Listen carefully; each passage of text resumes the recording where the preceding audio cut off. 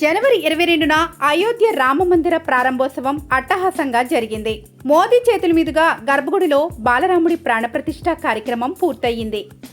అయితే ఈ వేడుకకు జూనియర్ ఎన్టీఆర్, ప్రభాస్ రాకపోవడం హాట్ టాపిక్గా మారింది. రామమందిర ప్రారంభోత్సవానికి ప్రముఖ రాజకీయ నేతలు, క్రీడాకారులతో పాటు చాలామంది సినీ ప్రముఖులు కూడా హాజరయ్యారు. మెగాస్టార్ చిరంజీవి నుంచి బాలీవుడ్ హీరోల వరకు చాలా మందికి ఆహ్వానాలు అందాయి. వారందరూ ఈ పవిత్రమైన కార్యక్రమానికి విచ్చేసి రామ్లాలాను దర్శించుకొని ఆధ్యాత్మికత భావనను అనుభూతి చెందారు.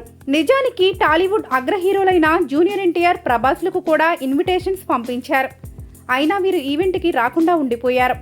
వీరిద్దరూ హాజరు కాకపోవడానికి ఒకే ఒక రీజన్ ఉన్నట్లు తెలుస్తోంది. ప్రస్తుతం జూనియర్ ఎన్టీఆర్, ప్రభాస్ అప్కమింగ్ సినిమా ప్రాజెక్టులతో చాలా బిజీగా గడుపుతున్నారు.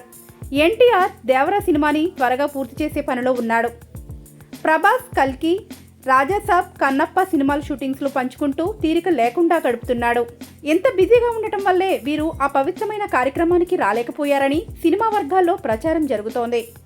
ఇక అయోధ్య రామమందిర ప్రారంభోత్సవ కార్యక్రమంలో రజనీకాంత్, చిరంజీవి, రామ్ చరణ్, ధనుష్, అమితాబ్ బచ్చన్, కంగనా రనౌత్, రణబీర్ కపూర్ అంటే చాలామంది సినీ ప్రముఖులు పాల్గొన్నారు.